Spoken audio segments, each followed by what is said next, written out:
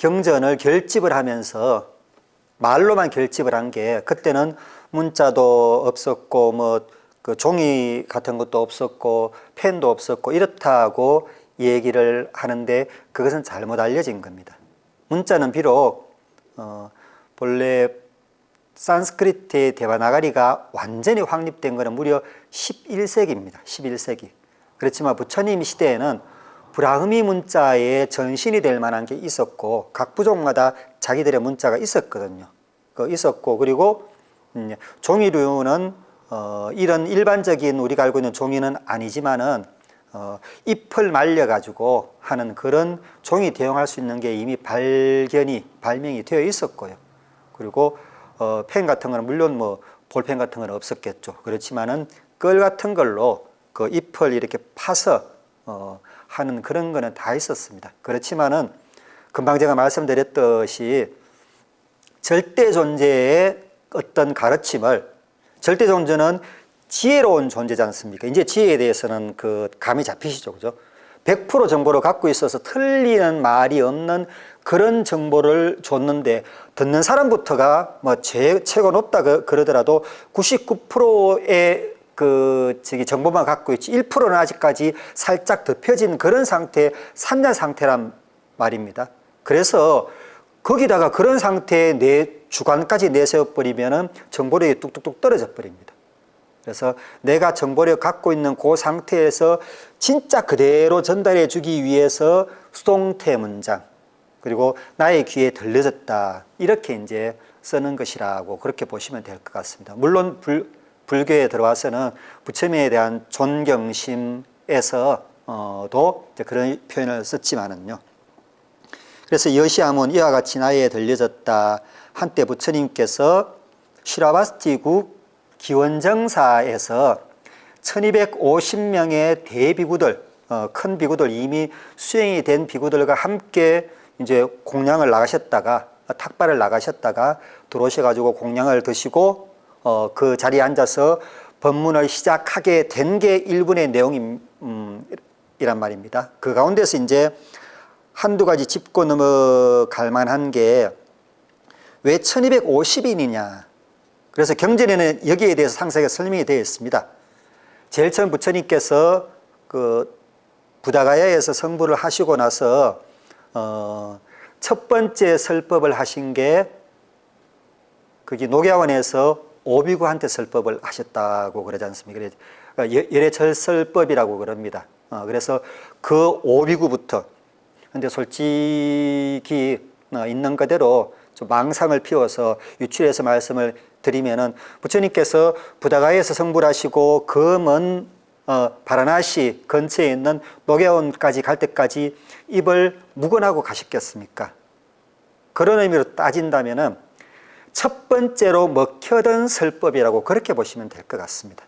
그래서 어쨌든지 그 오비구, 그러고 나서는 바라나시에서 그 대부호의 아들이었던 야사와 거의 50인의 친구, 그리고 삼가섭과 제자, 목걸련, 그리고 사리불과 그 두 사람과 또 200명의 수행자, 이렇게 해서 1250명이 딱 형틀이 짜여지거든요. 그래서 부처님이 처음 설법한 사람부터 순서대로 초기에 설법한 사람들이 다 들어 있습니다.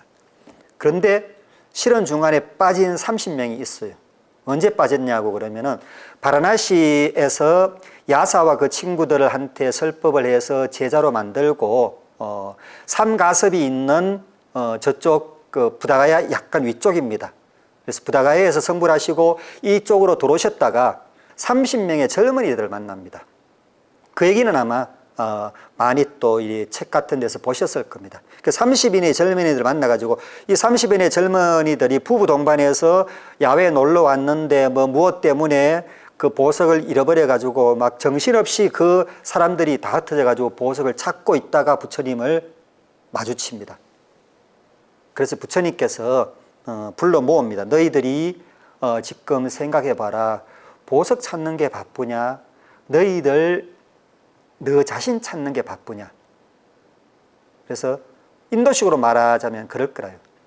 보석 찾는 게 바쁘냐? 해탈하는 게 바쁘냐? 인도 사람들은 해탈하는 데에서는 불가주 천민도 그 생각을 갖고 있으니까요. 그러니까 당장 그 앞에 무릎을 꿇죠. 보석 갖고 이렇게 생활하고 결국에는 그거 다 없애고 그 출가해가지고 수행을 해야 되는데 그 얼씨구나 좋다 해서 부처님 앞에 앉아서 설법을 들었단 말입니다. 그리고 그 사람들이 부처님의 제자가 되지 않았냐? 다 됐단 말입니다. 그런데 그 사람들이 왜 1250인에 들어가지 않았냐고 그러면은 처음 법문인데도 부처님께서는 사람들의 건기를 보고 중생들의 건기를 보고 설법을 해 주셨답니다. 그래서 요 1250인은 전부 다 사성제 설법을 처음으로 해 주셨어요. 그런데 요 30명의 젊은이들한테 설법한 거는 설법 내용이 안 나와 있습니다. 그리고 다른 그 제자들이 된 사람들한테 설법을 했을 때는 그 뒤에 표현들이 얼마 있지 않아 전부 다 아란의 경지에 올랐다. 뭐 이런 식으로 꼭 아란이 아니더라도 굉장히 높은 경지에 올랐다. 이렇게 되어 있는데 30인에 대해서는 그런 말이 없습니다. 그래서 아마 뒤에 사람, 부처님이 뺀 게 아니죠. 부처님이 1250인을 정한 건 아니니까는 뒤에 사람들이 30인은 그럴 자격이 안 될 것 같다 해가지고 뺀 것 같습니다. 뭐 비유를 들자면은 풍선이 있는데 사성제 법문이라는 거는 이 바늘 법문이거든요. 풍선이 바람이 꽉 찼을 때는 톡 건드려주면 빵 터지죠. 그렇지만은 바람이 없이 그냥 땅에 있는 이 풍선은 도끼로 찍어도 안 터지죠. 그래서 우리가 무지몽매 이렇게 그 상태에 있는 사람은 풍선이 바람 빠져서 땅에 깔려 있다고 생각하시면 될 것 같습니다. 뭐가 필요하냐? 법문 아무리 들어도 법문이라는 거는 이 찔러주고 하는 터트려주는 어떤 그거거든요. 그 잘못 터트려줘 버리면은 그 바람도 못 집어넣지 않습니까? 그래서 우리가 뭐 신행생활을 하고 또 어떤 그 뭐 탁발을 한다든지 모든 이 수행생활을 하는 게 바람을 쫙 집어넣는 우리란 내 자신이라는 이 풍선에다가 바람을 집어넣는 그래서 1250명은 이미 부처님 만나는 그 순간에 바람이 빵빵하게 들어있는 그런 풍선이었다고 그렇게 생각하시면 될 것 같습니다.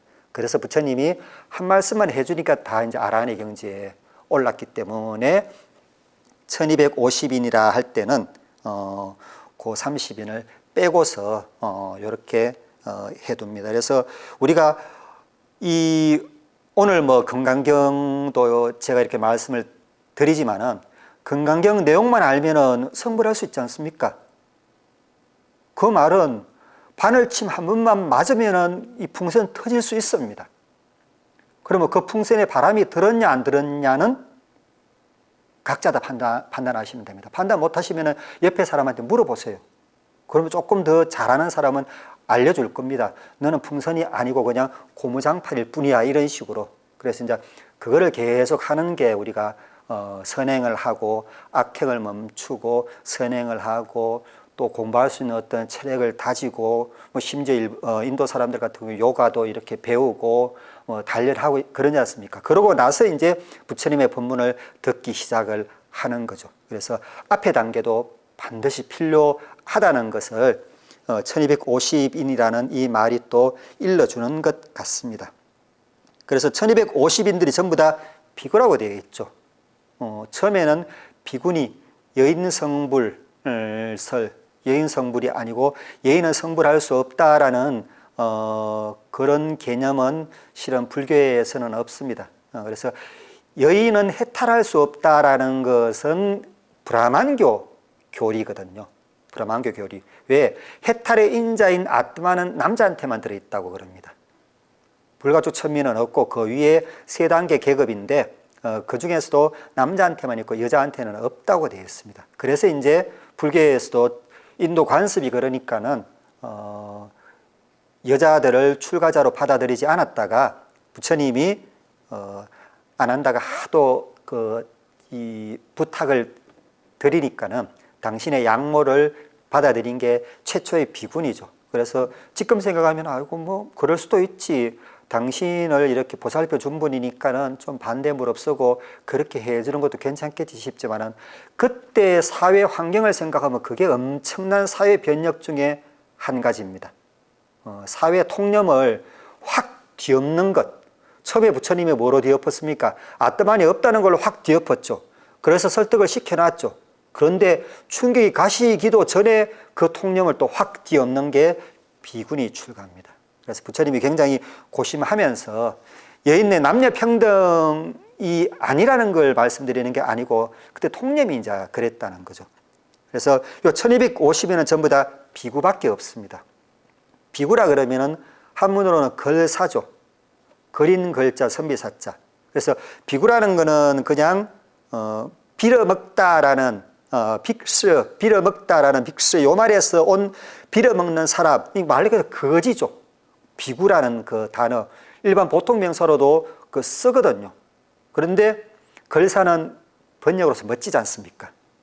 걸자, 그리는 걸자로서 본래 의미를 다 함유를 하고, 그리고 뒷 배경 의미를 선비사자를 딱 집어넣음으로써 그냥 자기가 돈 벌어 공부하는 사람이 아니고 빌어먹으면서 공부하는 선비라는 의미가 걸사거든요. 그런데 그 빌어먹는 탁발, 엄청난 의미가 담겨 있습니다. 탁발에 대해서 말씀을 드리자면은 어떻게 보면 금강경 근본 가르침에서는 약간 이렇게 옆으로 나와 있는 내용이긴 하지만은 일부 내용 전체가 근본 가르침에 들어가지는 않는 내용이니까는요.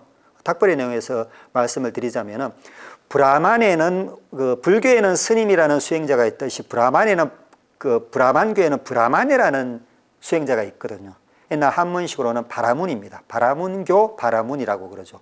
그래서 브라만의 그 브라만 수행자의 일생을 이렇게 보면은 3단계 또는 4단계로 갈라집니다.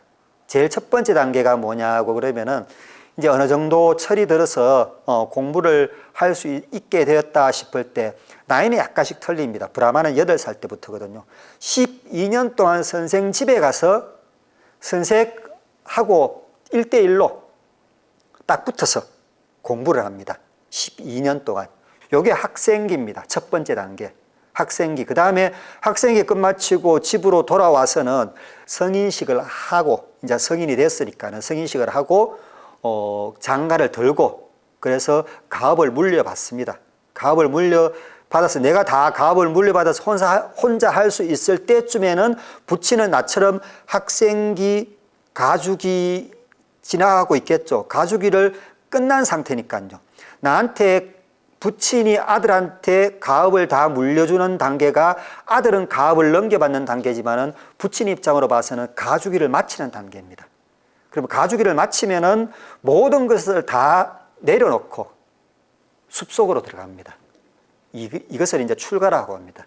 불교에서 출가가 생긴 게 아니고 불교에서는 브라만교식 출가를 형태를 받아들인 것일 뿐입니다.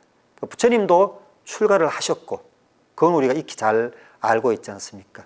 그런데 인도의 전통적인 출가라는 것은 모든 것을 내버려 두고 진짜 필요한 도구, 지팡이, 물 떠먹는 그릇, 그리고 밥을 받아 먹을 수 있는 쟁반 같은 것, 그런 거 몇 가지만 갖고 들어갑니다. 집도 없어요. 인도는 또 뭐 특별한 날씨가 아니면은 밖에 있는 게 더 시원할 정도니까는. 그래서 모든 인연을 끊습니다.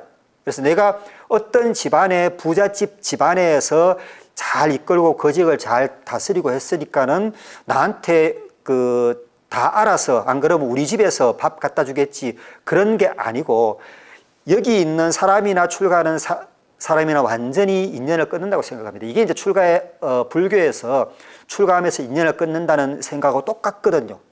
그것을 그대로 받아들인 거니까.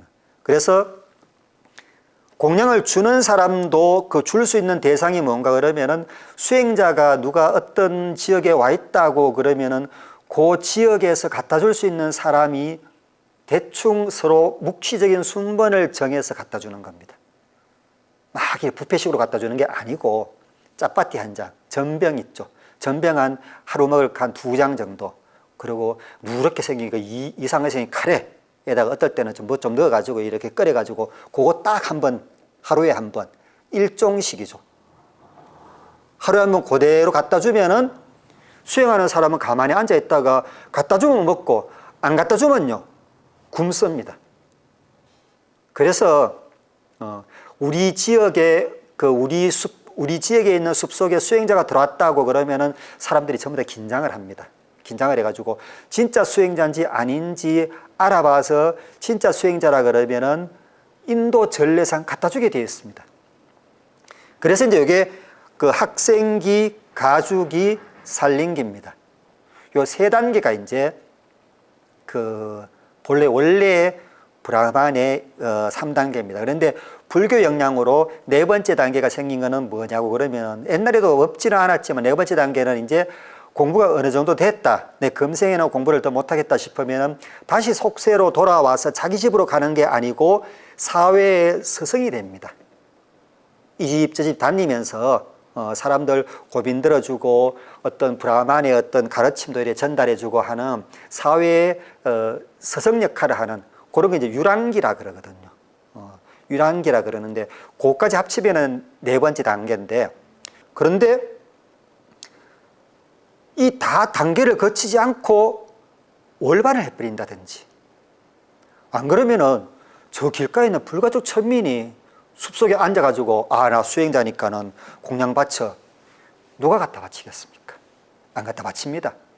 불가족 천민은 둘째 치고 밑에 계급을 아예 둘째 치고 브라만인데도 중간 계급으로서 그 월반을 해서 그 단계를 뛰어넘어서 가서 앉아 있으면 안 줍니다. 이게 안 줘도 될 근거가 있는 거죠. 주고 싶지도 않은 걸 주는 거니까. 내 해탈을 위해서 주는 고통스러운 거니까요. 그런데 그렇게 월반한 분이 있죠. 부처님이지 않습니까? 그래서 가주기 때 가죽이 아들 라울라 낳아서 라울라 교육시켜가지고 라울라 따라 왕위를 잇게 한 다음에 출가를 해야 되는데 라울라 태어나자마자 바로 그냥 출가를 해버렸지 않습니까? 그러니까는 안 갖다 주죠. 부처님만 그런 게 아니고 그때 신흥종교가 이렇게 막 일어나면서 많은 그 사문들이 생겨나게 되었는데 브라만교회는 브라만이라는 수행자지만은 다른 사람들은 그때 이름 자체가 쉬라마나라고 그래가지고 쉬라마나라는 것은 고통을 감내하는 사람이라는 그런 의미거든요. 쉬라마나 한문으로는 이제 사문 이렇게 되어 있습니다.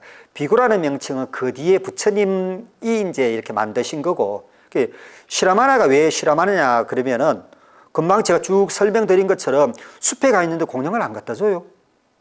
그렇다고 해서 아프리카처럼 뭐 숲에서 손을 뻗어가지고 과일 따먹고 지낼 수도 없고 그러니까 어떻습니까? 안 갖다 주니까는 궁한 사람의 우물 파야죠. 그래서 그릇을 들고 나갑니다. 이게 탁발입니다. 탁발이라는 것은 바루를 들이밀다라는 그런 의미거든요. 좀 주십시오 하는 그림들이 하는 거하고 똑같습니다. 그래서 안 주니까 나가는데 그런 수행자들이 전통 수행자들이 아니고 그 다른 수행자들 자기의 어떤 정상적으로 걸어야 되는 이 단계를 뛰어넘어서 보통 사람들 눈에는 수행 잡내하고 앉아있는 사람들 그런 사람들한테 안 갖다 주니까 이런 사람들이 전부 다 나오게 되는 겁니다. 그래서 그 전까지만 해도 수행자들은 공양을 갖다 바쳐야 되고 수행자들은 앉아서 공양을 받아 먹어야 되지 공양 좀 줍쇼 하는 이 거린식 수행자는 거린일 뿐이지 수행자는 아니거든요. 그러면 수행자로서의 어떤 품인을 둘째치고 수행자로서의 가질 수 있는 어떤 권위라든지 그 임무, 책임, 권리 같은 게 있겠죠. 그죠? 사회적으로. 그런 게 싹 무시돼 버립니다. 그래서 제일 큰 권리가 뭐냐고 그러면 앉아서 공양을 받아먹는 거거든요. 풍족한 게 아닐지라도 어차피 뭐 앉아서 가만히 있는 상태니까 조금만 일종씩만 해도 조금 분량만 있어도 상관이 없지 않습니까? 또 그래야 뭐 수행이 잘 될 거고 배부르고 등 따시면은 그냥 또 누워 잘 테니까는요.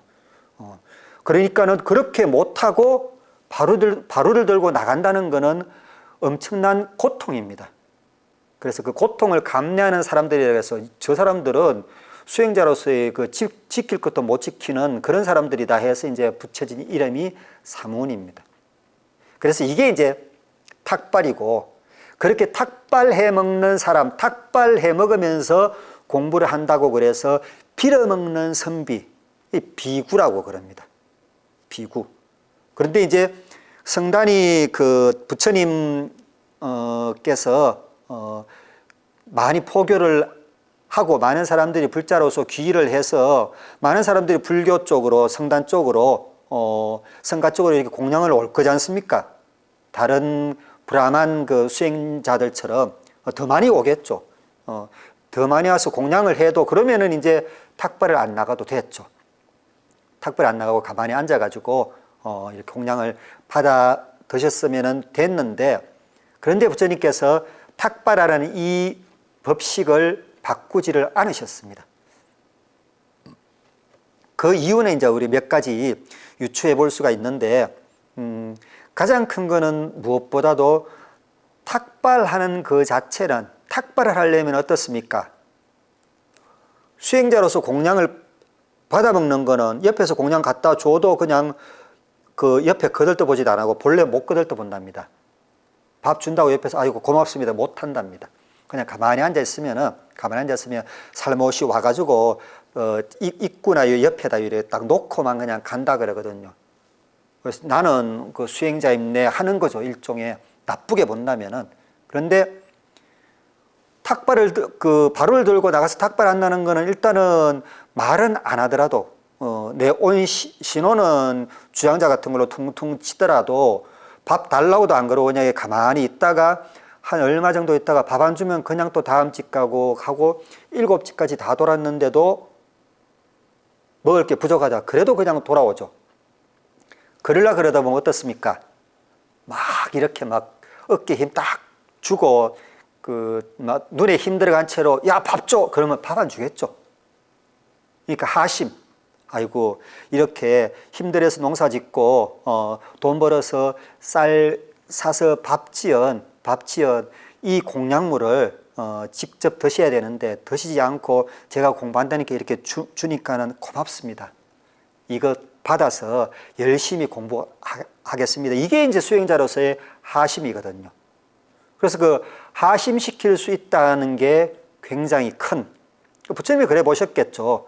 기존의 수행자들은 하심이 안 돼 있어서 하심을 뛰어넘는 그런 수행력이 있어서 많은 그 수행자들이 또 훌륭한 수행자들이 나왔지만은 하심이 있으면은 근기가 좀 덜 되더라도 하심 때문에 사람들이 수행하는 게 분명히 있을 거다. 그래서 탁발을 지속하셨다고 그럽니다. 그만큼 중요한 거라고 그렇게 보시면 될 것 같습니다. 탁발, 비구, 왜 비구라는 이름이 성립이 되느냐. 그래서 그렇게 탁발해서 수행을 한다 해서 이제 비구다, 거린이다, 이제 그런 말이 있고요. 그리고 세종께서 밥 드실 시간에 옷을 입으시고 바루를 지니시고, 탁발 갈 때는 바루, 밥그릇은 꼭 가야 되겠죠. 그죠? 뭐 전쟁터에 총알 안 갖고 나가는 거하고 똑같죠. 손바닥에 너무 적겠죠. 바루가 있담하지 않습니까? 그런데 가사, 스님들의 옷은 세 종류입니다. 직검하고 똑같이 이렇게 말씀을 드리면 혼동될 테니까는 인도식으로 말씀드리면은 가장 더울 때만 입는 밑에 두르는 치마 옷. 약간 날씨가 추워지면은 위에 덮어서는 숄. 그 밑에 첫 번째, 두 번째 숄 두 번째, 세 번째는 완전 겉옷입니다. 겉옷은 일종의 좀 형식적인 그런 겁니다. 그래서 겉옷, 이게 이제 가사거든요. 그 가사는 언제 입냐고 그러면 탁발 나갈 때, 불교의 교리에는 그렇게 되어 있습니다. 탁발 나갈 때, 그리고 법문 들으러 때, 그리고 왕궁에 뭐 법문이나 왕궁에서 뭐 행사가 있을 때 왕궁 들어갈 때만은 가사를 챙긴다고 되어 있습니다. 그런데 여기서 보면은 옷을 입고 가사와 바루를 지니고 그렇게 되어 있거든요. 탁발하러 나갈 때는 바루는 물론이고 가사는 꼭 가지고 가야 됩니다. 그래서 더우면은 그냥 어깨에 걸치더라도 이제 그런 의미가 또 들어 있습니다.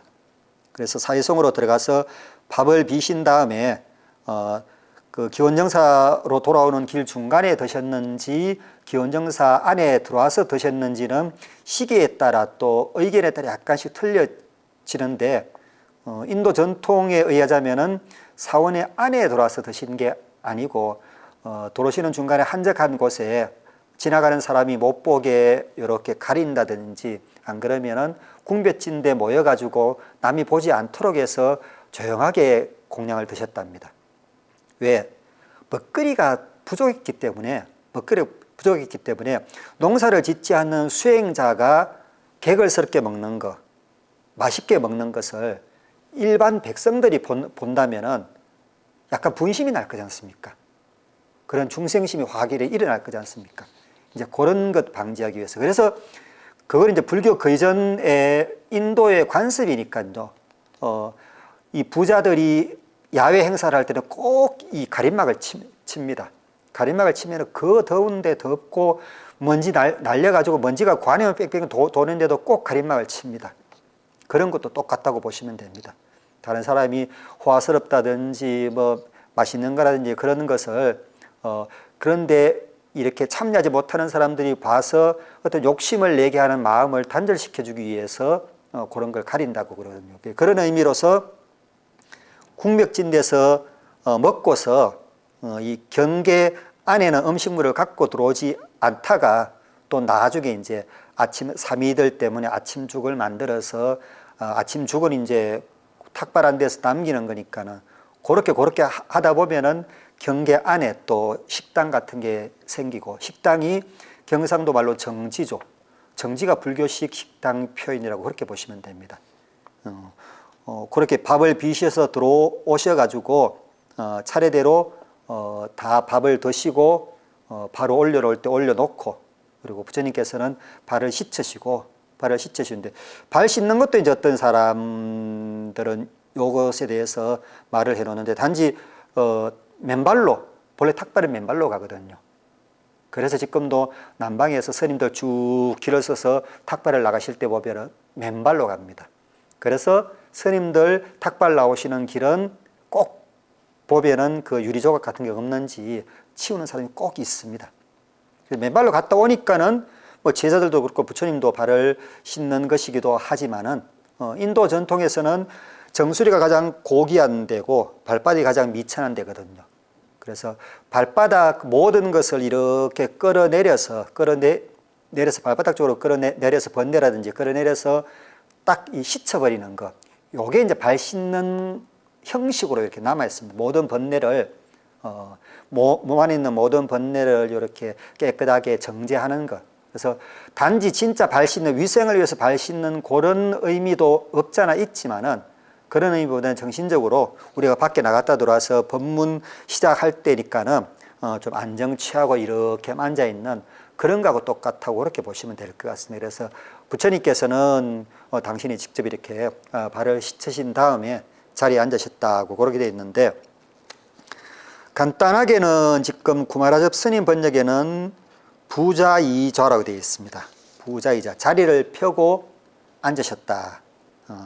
자리를 펴고 자리에 앉으셨다. 그렇게 되어 있죠. 그런데 현장 스님 거는 부여상좌 결가부자 단신정원 주대면념 이렇게 좀 길죠. 요 긴 게 산스크리트를 그대로 번역을 하는 겁니다. 그래서 평소처럼 자리를 펴신 다음에 결가부자해서 앉으셔서 단신정원 몸과 마음을 이렇게 가다듬으시고 이제 제일 끝에가 문제입니다. 제일 끝에가 굉장히 많은 뜻을 함축할 수가 있고 함축시킬 수가 있는 그런 내용인데 주대면념 주 머무셨다 하거든요. 어떤 상태에서 이미 자리까지 앉으셔가지고 가부좌까지 털었는데 따로 일어서서 어디 가서 머물다라는 그런 게 아니고 정신적인 게 그런 상태에 머무르도록 하셨다라는 거거든요. 어떤 무엇이 머무셨나고 그러면 생각이 주 대면념이지 않습니까? 대면은 염을 해석하는 형용사로 보시면 됩니다. 그래서 한문대로만 해석하면 그렇게 뭐 큰 의미를 뽑아낼 거는 약간 많은 의견이 나올 수가 있습니다. 그래서 대면하는 마음으로 육건 경계를 대면하는 마음으로 내 마음을 대면하는 마음으로 막 이렇게 할 수가 있겠죠. 그런데 산스크리트식으로 그 해석을 하자면은 이 사띠를 챙겨서 앉으셨다. 간단하게 하면 그렇습니다. 사띠를 챙겨서 앉으셨다. 이 이제 사띠가 문제입니다. 사띠가 이제 제가 말씀드리려는 그 중요 수로이기도 하고요. 그게 이제 팔리어는 사띠고 산스크리트 이 저분으로 삼는 경영은 산스크리트로 되어 있습니다. 산스크리트는 사띠가 아니고 스무르띠라는 단어입니다. 본래 글자적인 의미가 어떤지를 한번 살펴보면은 기억해내다라는 그런 의미를 갖고 있습니다. 스무르띠 할 때 스무르라는 게 기억하다라는 거거든요. 그래서 그러면 기억하는 마음의 상태로 앉아있다. 거기에 약간 설명이 들어가야 되는데 어떤 설명인가 그러면은 부처님께서는 금방도 제가 설명을 드렸습니다마는 1250명이나 되는 뭐 그까지 안 가더라도 오비구와 야사 및 그 50인의 친구 한 60명 정도 됩니다. 그때부터 그 포교를 시켰거든요. 당신 곁을 떠나서 당신이 없는 자리에 가서 내 가르침을 전하라고 전교를 시킵니다. 전교를 시키면서 인간은 됐겠죠. 오비구한테 이렇게 얘기해 보니까는 내가 같이 수행했던 사람이고 내 가르침을 또 건네줘 보니까 막 한마디만 하면 10마디 쫙 알아듣는 건 그래요. 그래서 이제 됐어. 또 바로바로 아라한의 경지에 한 명은 좀 뒤에 들었습니다만 한 분은 뒤에 들었습니다만은 아라한의 경지에 좀 들었었고 야사와 친구들도 그랬답니다. 야사는 이제 첫 번째 법문에서는 아라한의 경지에 못 들고 야사의 부모한테 부처님이 설법할 때 그 얘기를 옆에서 듣고 야사는 아라한의 경지에 들었답니다. 그래서 그런 사람들일지라도 포교를 성교를 떠나 보낼 때는 네가 알아서 해 방식으로 해버리면은 많이 내용이 이렇게 분분하게 일어나겠죠.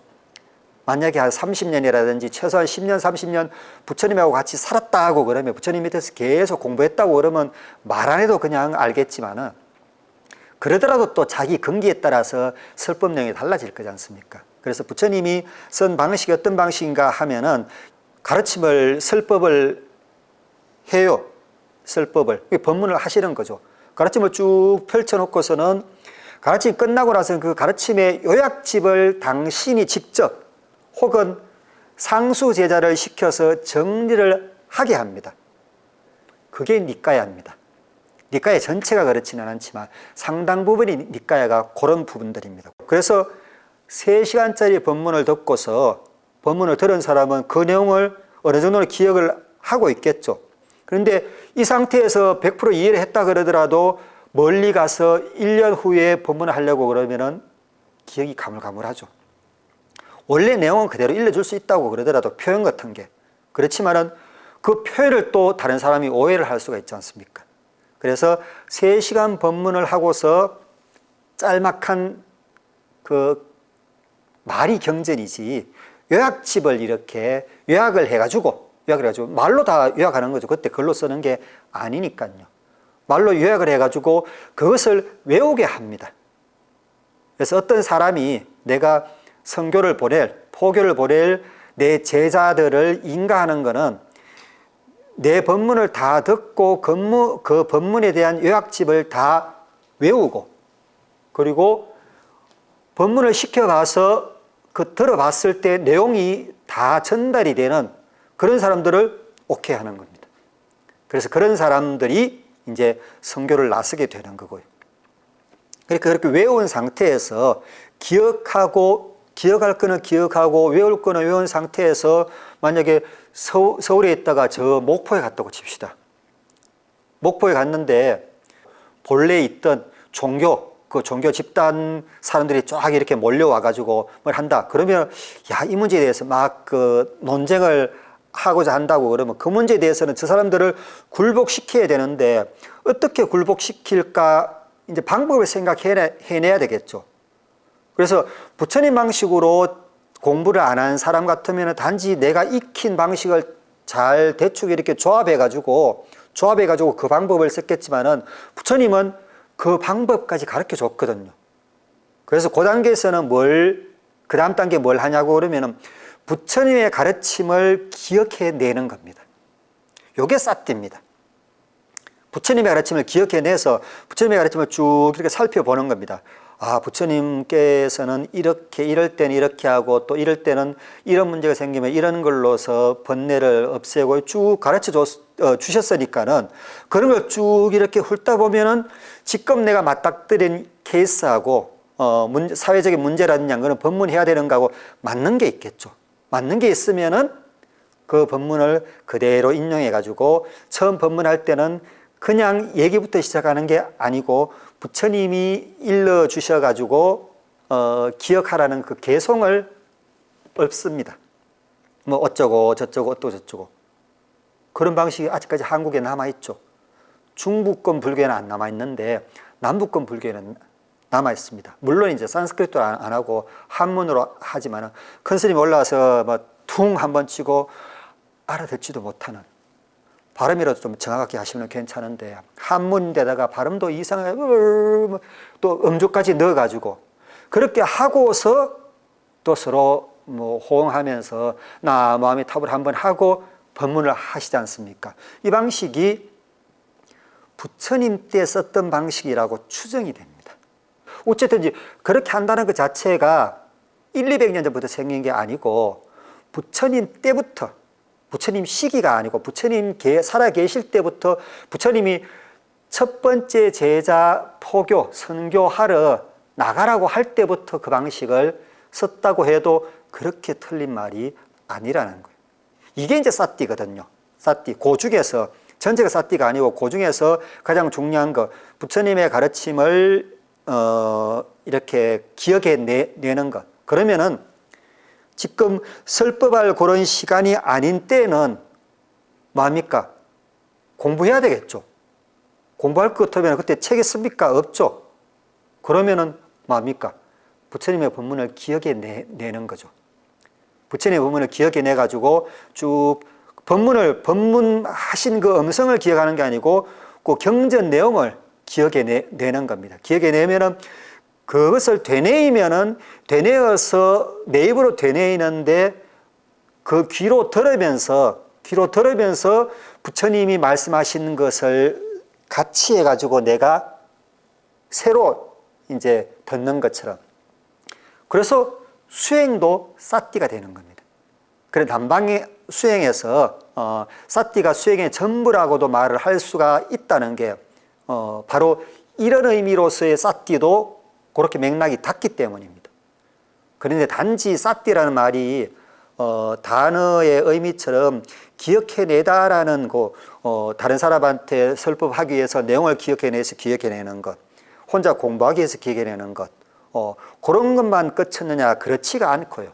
그렇지가 않고 부처님 계실 때 부처님이 직접 설하신 남방경전에 어떤 내용이 있나고 그러면은 구차제정이라 해서 구차제정에 선정이 될 때 구차제정은 이제 색계사선, 무색계사선, 멸진정입니다. 사사하나 9개죠. 9개 선정에 될 때 사띠만 챙기면은 선정의 가장 그 잘못된 점인 무기로 빠지지 않고 이 잘못 선정에 들면은 무기로 빠져가지고 그냥 헤어나지 못한다 그러거든요.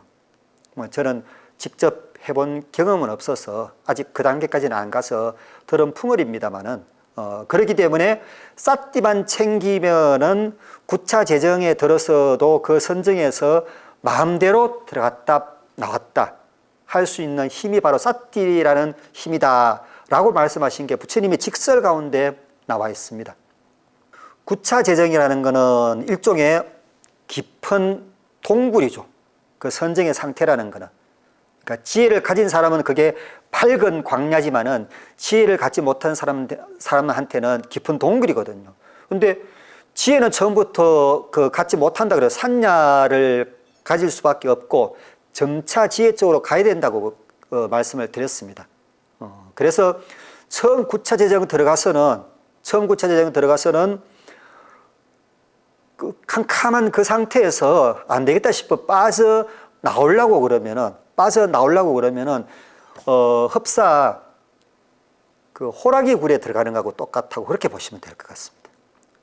호랑이 굴에 들어가서 호랑이를 내가 휘어잡아서 조절해서 데리고 나오면은 내가 모든 백수의 왕이 되는 거고요.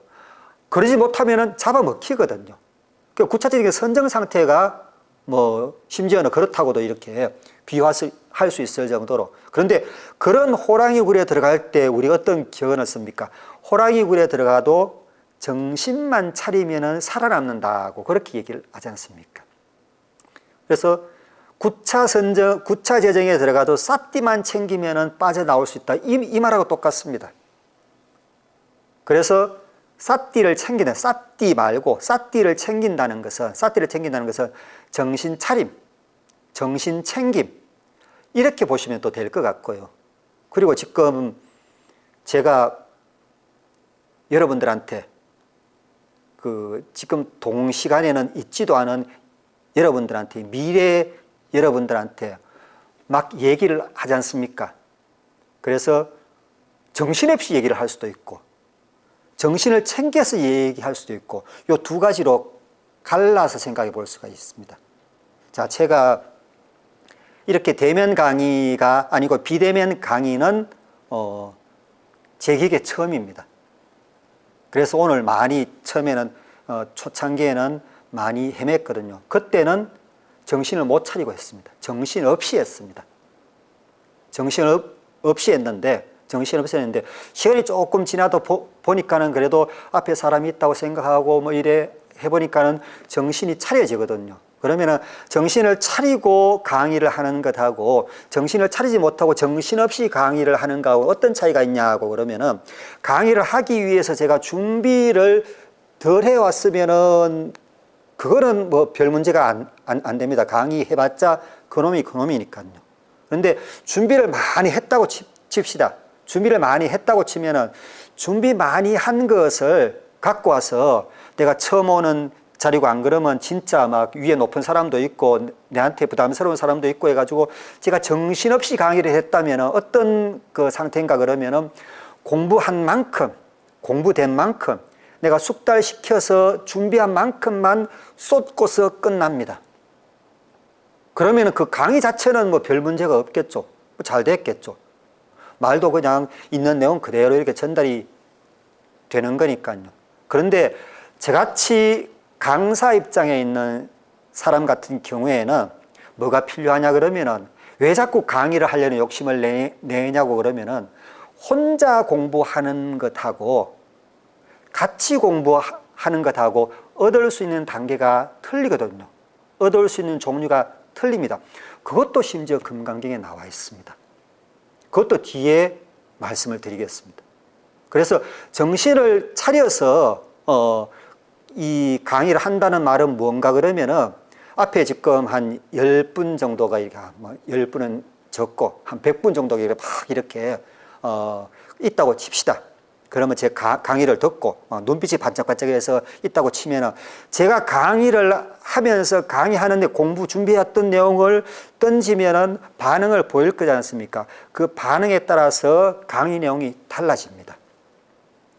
왜 달라지냐 그러면은, 강의 내용을 쏟기만 할 때는 반응을 못 본다는 것은 실은 눈으로도 보지만은 내가 뱉은 말을 내가 듣기도 하거든요. 이게 내가 뱉은 강의를 듣는 사람의 눈빛을 보고 모션을 보고, 그러고 내가 하는 말을 내가 듣는 그 상태는, 그러면 내가 강의를 하는데 듣는 사람은 누가 듣냐? 내 정신 중에 한 7, 80%는 강의하는데 할애를 하는 거고, 그 정신 중에 일부를 실은 옆으로 이렇게 빼놓아서 그것으로 하여금 내 강의를 내가 듣게 하는 겁니다.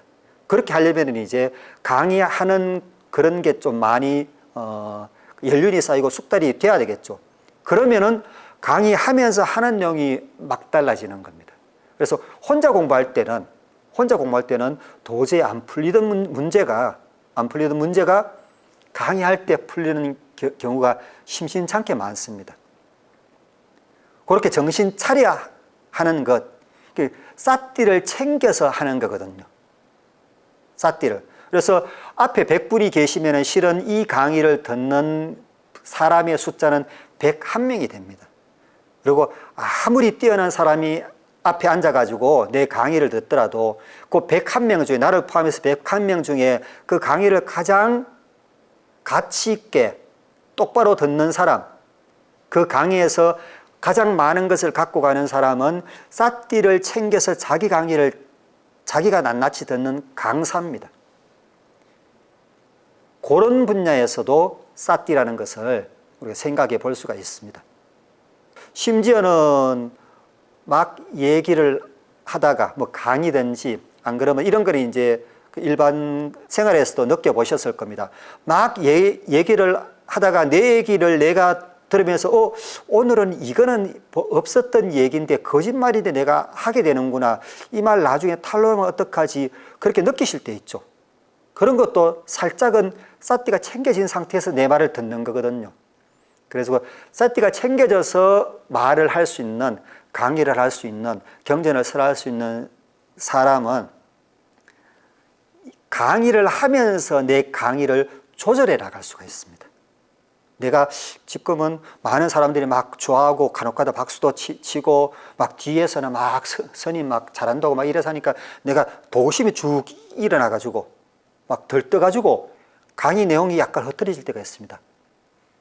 정신없이 하면은 흩어지는 것을 느끼지 못하니까 해버립니다. 그대로. 실수하는 거죠. 그런데 쌌띠를 챙긴 상태에서는 내가 지금 뒤에 사람이 저런다고, 저 몇 분이 내 아는 사람이 그런다고 나한테 도심이 일어나네? 야, 이거 좀 눌러야 되겠다. 딱 누르고 강의를 계속하는 것.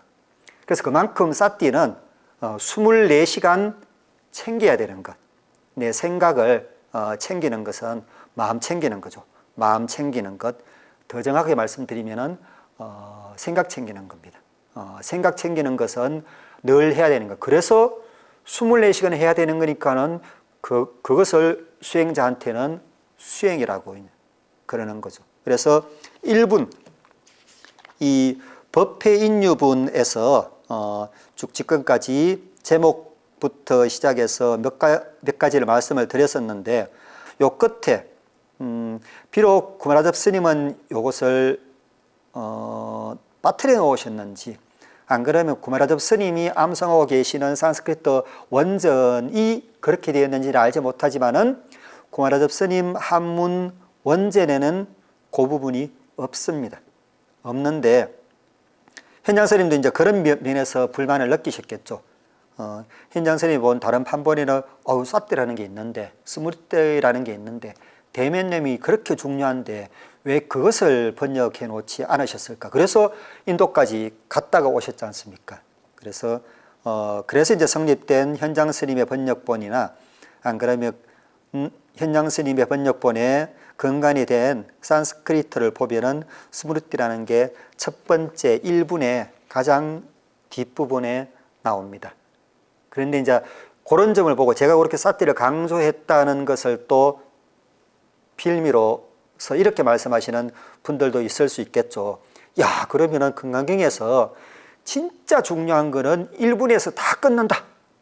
1분만 공부하면 다 된다. 근데 1분은 준비 운동입니다. 진짜 중요한 거는 2분을 건너뛰어서 3, 4분에 다 몰려 있습니다. 그리고 5분부터 32분이죠.